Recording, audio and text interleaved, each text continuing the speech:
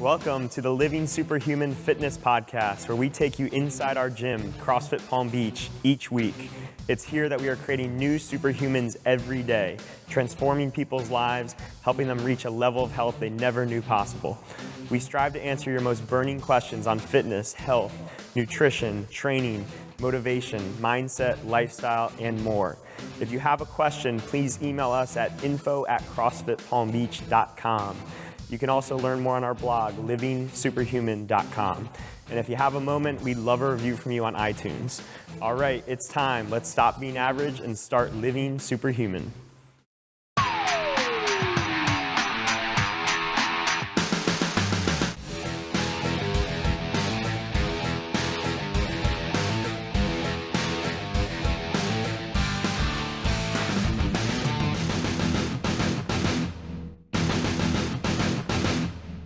Hey guys, welcome to the Living Superhuman Fitness Podcast. My name is Andrew Frezza, and I'm joined today by Tony Frezza and Arlan Carroll. And we're going to be doing our Meet the Coaches segment with Coach Arlan here. So let's kick it off. Give us some of the basics, Arlan. Like, where are you from? Where were you born? When did you get to the area? Family life, stuff like that. Well, I was born and raised in Sacramento, California. Back in 1988, if that gives you any indication how old I am. I'm 31, and growing up out there, just, played a lot of sports growing up. I have a younger brother. His name is Andrew. That's cool, right?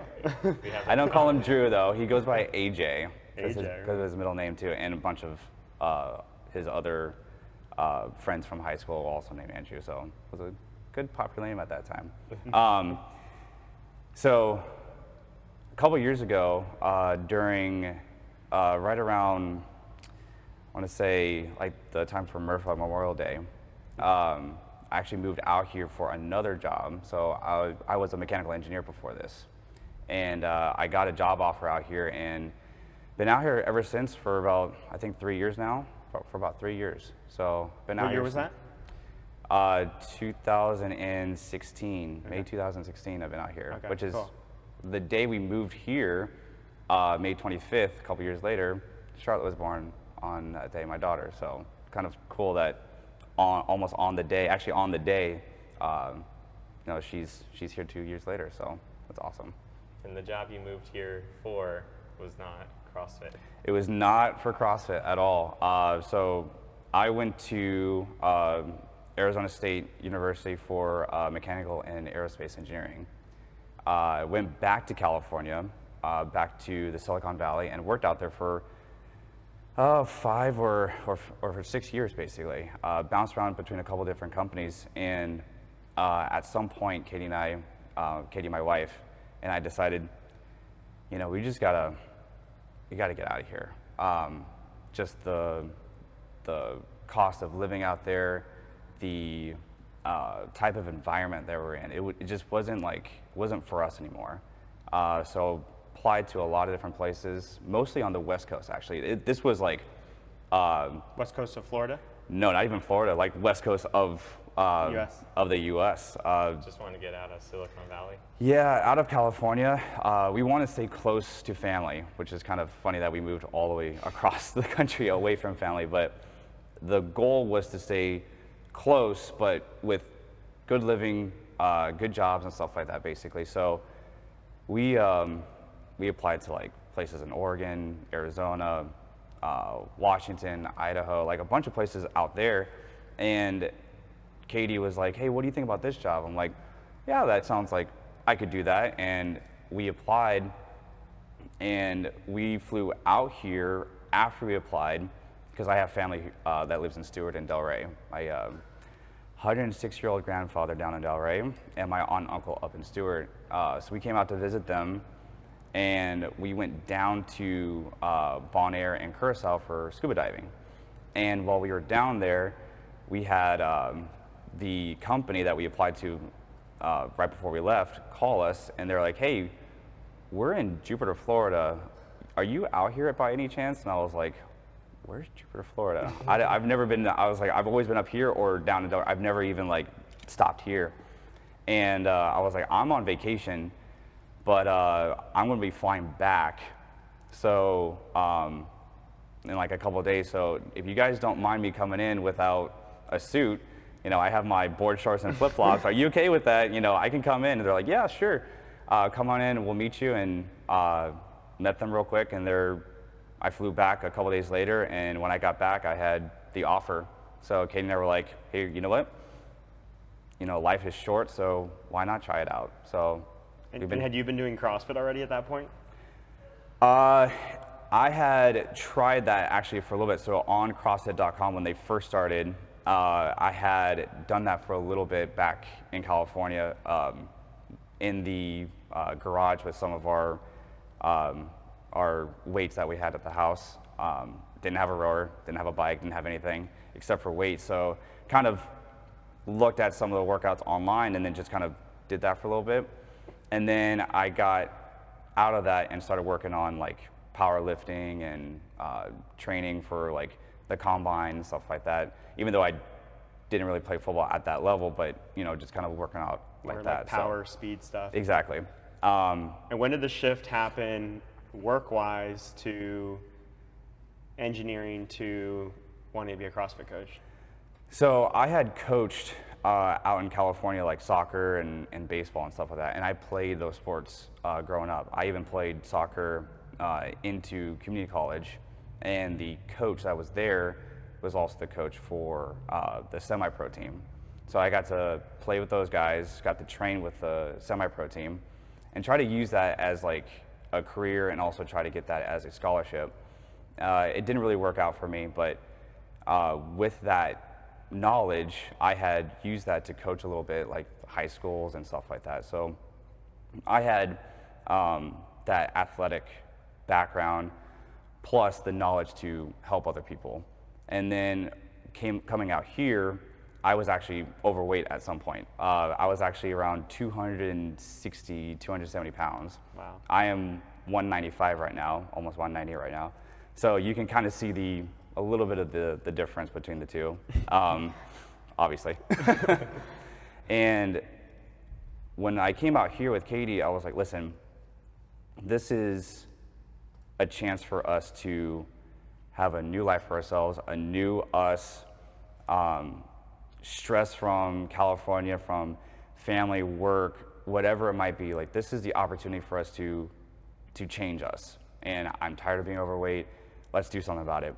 So we went to a local gym over here. You guys are probably familiar with it. Say the name. Yeah, I can say the name. Okay, good. Hugh Jupiter, Hard Exercise Works Jupiter.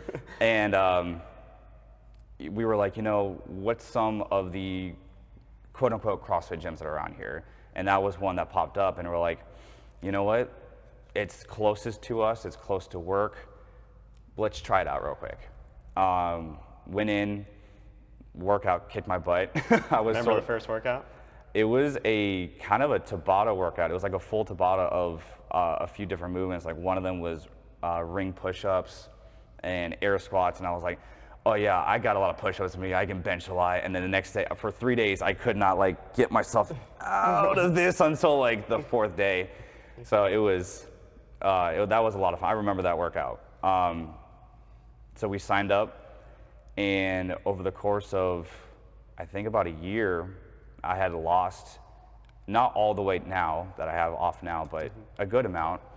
And I was talking to Katie, I was like, listen, I really enjoyed coaching. I enjoyed helping people when I was going through this, and these coaches are helping me to lose weight. I enjoy that sense of helping others as well. What do you think about me starting to coach? She's like, go for it. That's awesome. And so I started talking about that. Like, I wanted to still work as an engineer, but also have this kind of as a side deal right now, a side hustle. And it got to a point at work, at my engineering position, I was working 10 to 12 hour days, just staring at a computer, just sitting down, kind of hunched over and just typing the whole time. I was like, this isn't what I want to do.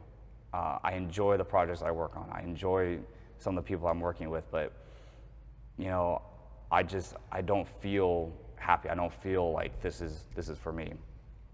And I had talked to Hugh Jupiter about being a full-time coach, and they were like, yeah, for sure, let's see what you can do.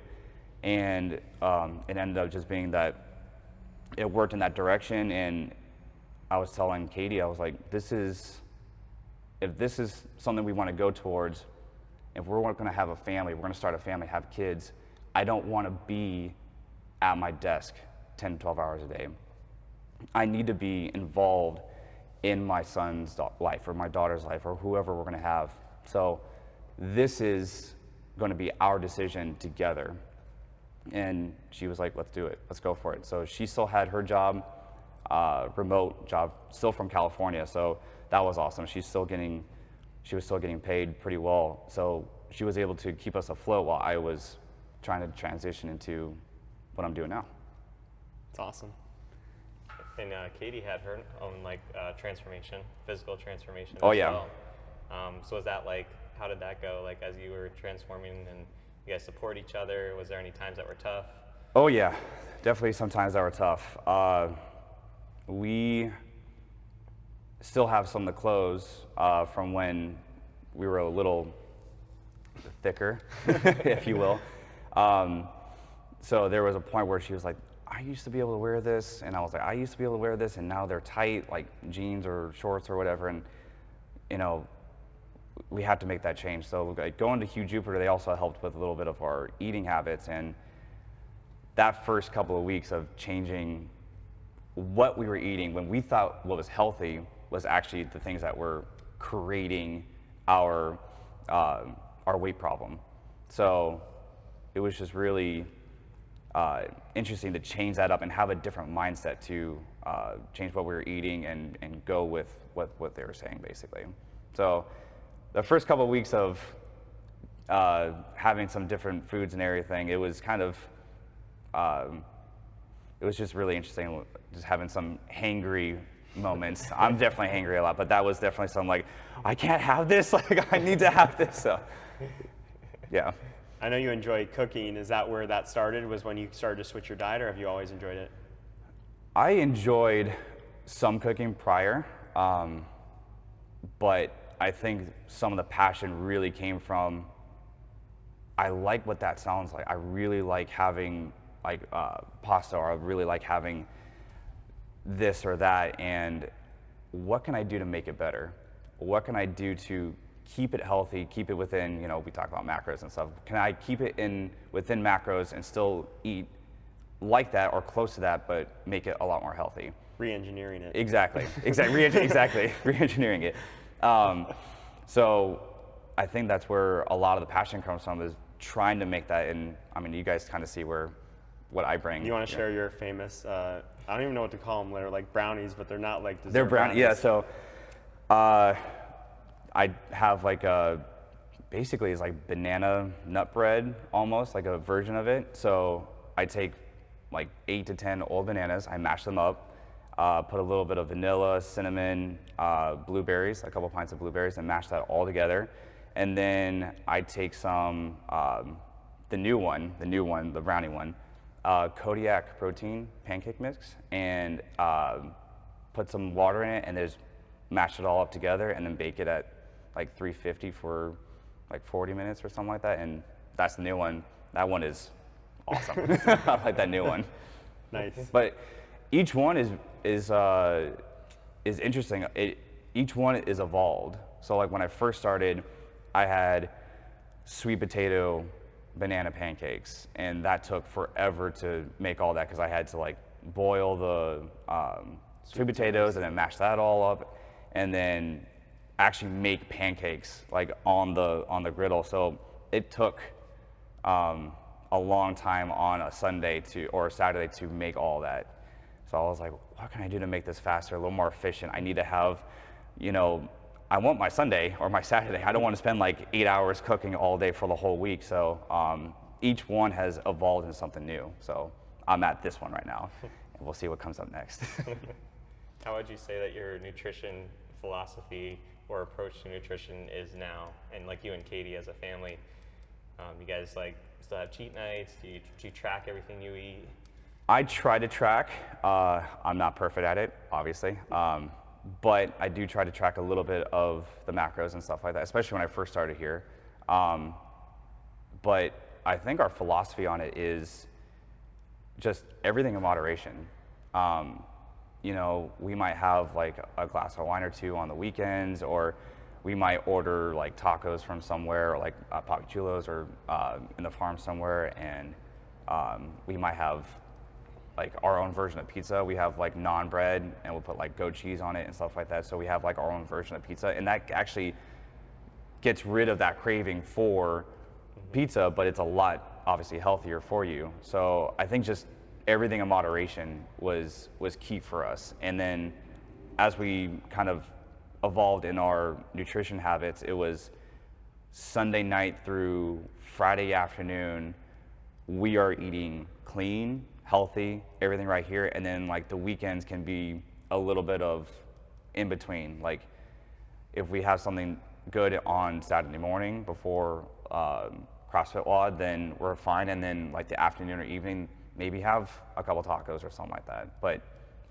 just strict for a little bit here, and then everything in moderation towards the weekend, and just kind of ebb and flow basically. And it seems like you guys do a really good job with prep and making sure that a lot of stuff is homemade, right? Yes, absolutely.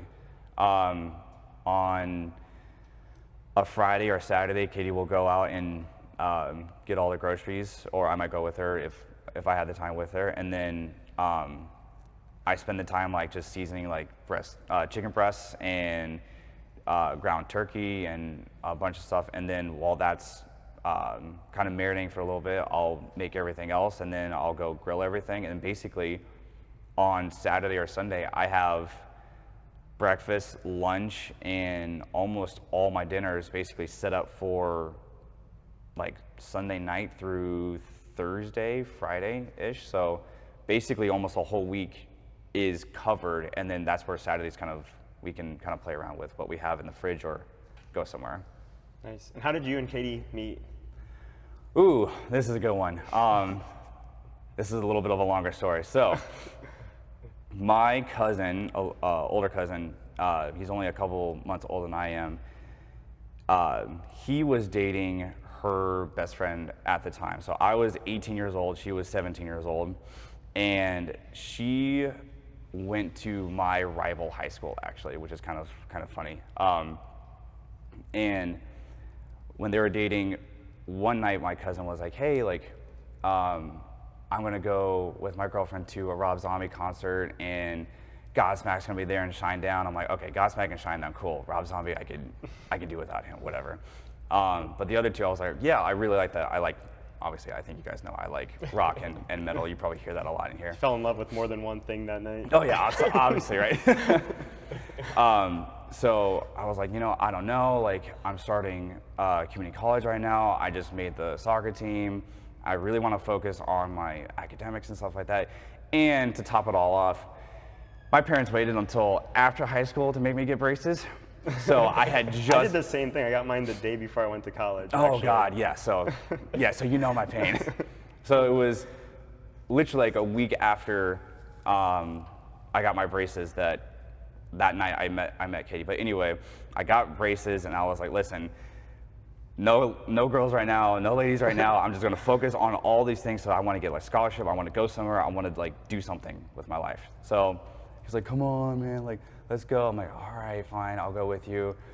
And Katie wasn't even supposed to go out that night. I guess she was like in trouble with her parents, and she was like, screw you, I'm gonna go out. And like she kind of snuck out somehow. So she met with us, and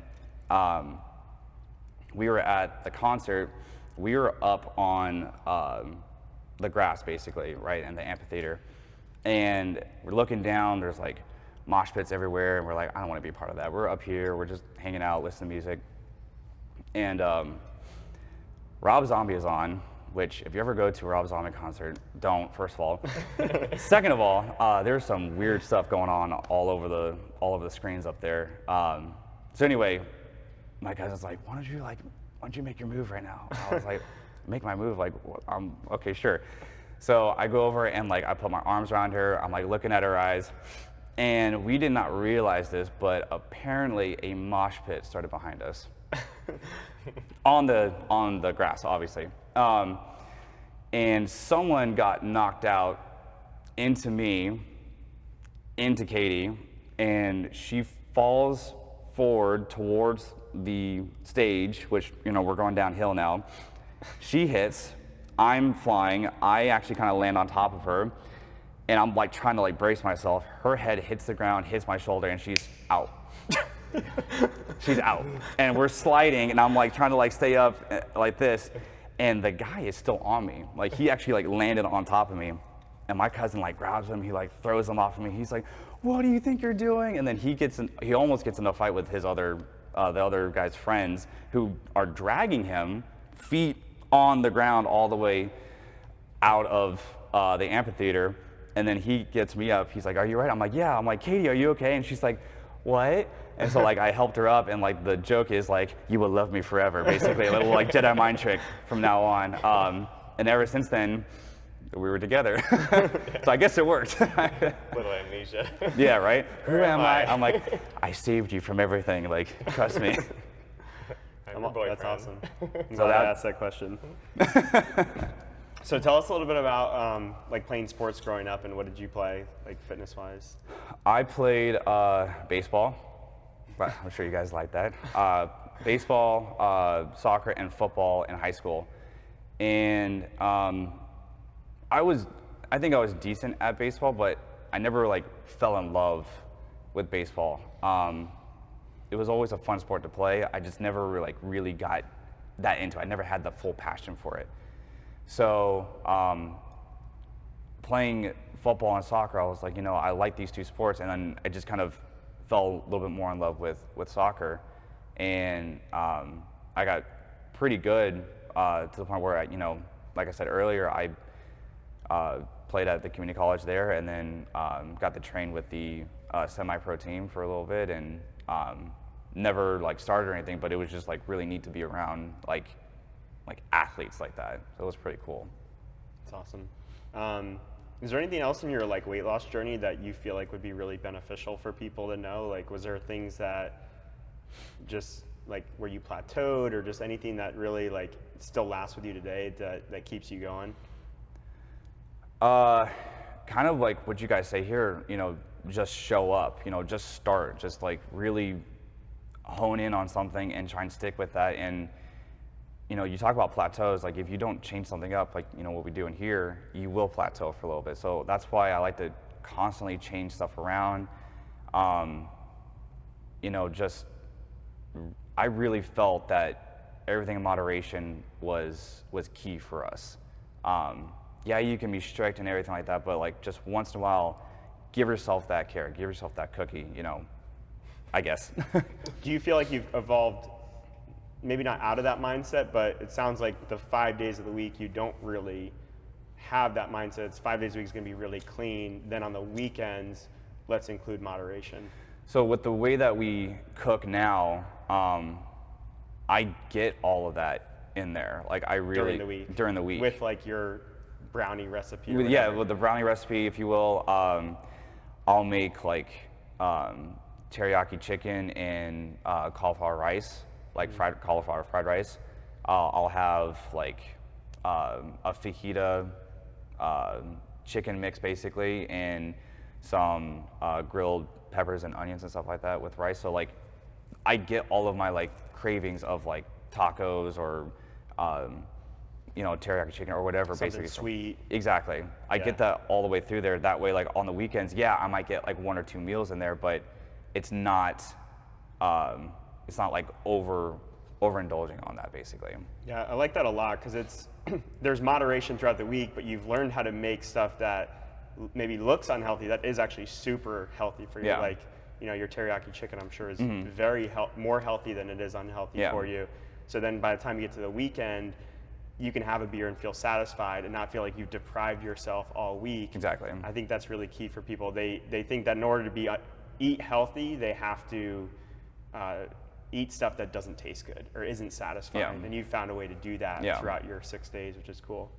I think one thing that was, I think really hard and I plateaued for a little bit was when Charlotte was born, it was really hard for Katie to produce enough to feed Charlotte, basically, for breast milk. So she had to up her fat intake, and I was like, listen, if you're going through this, I'll go through it with you. I guess I really don't mind like smashing a couple like brownies extra here and there, but like we really like increased our fat intake. So I made fried eggs in bacon grease, and I used the same like bacon grease later on into like the brownie mix or whatever, and like just really up that, and I just felt so lethargic, and I never like, I literally plateaued in like my weight too.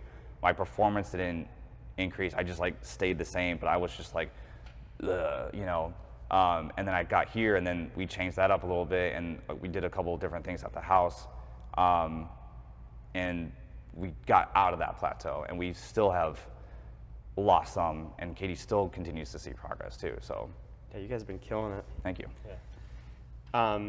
We got some quick, more like rapid fire questions for you. So what's your favorite exercise to do in the workout? When it shows up, you're like, yeah, that's me. That's a hard one.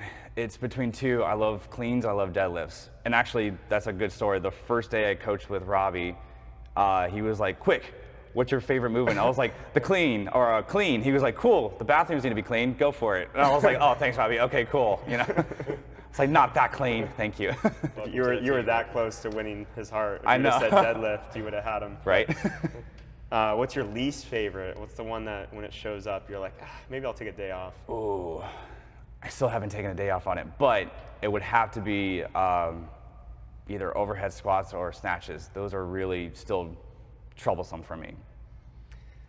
What's your favorite exercise to coach? Ooh. To coach. We've been doing this a lot recently, probably the bench press. Get a little swole on. That's a lot of fun to coach. That's really a lot of fun. What's your favorite workout or favorite benchmark workout? Oh my God. I don't know. I am a glutton for punishment. My energy system, I suppose, it tends towards like the longer workouts. So like Murph kind of comes to mind. I know some people are like, oh God, Murph.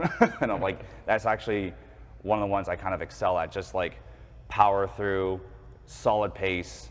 I enjoy that one. Just the longer, drawn out workouts, I love those. I think we did Rankle a few months ago, and I really enjoyed that one. That had like all of my favorite movements in it, so. Nice. Do you have a favorite book, or it could be a favorite resource, like a podcast, but anything that comes to mind? Favorite book? Podcasts, obviously this one, right? Gotta have that little chair in there. We didn't pay him to say that. Okay. I like following Squat University on Instagram. I think he has a lot of good stuff on there. I've been following a lot of the books that we've been doing, like the one from Jocko Willink and Leif Babin. Yeah, Extreme Ownership. Extreme Ownership. Atomic Habits was good. It just got me into a different mindset even while being here. So I had a different mindset coming in, and then it just kind of opened my mind up to other things as well.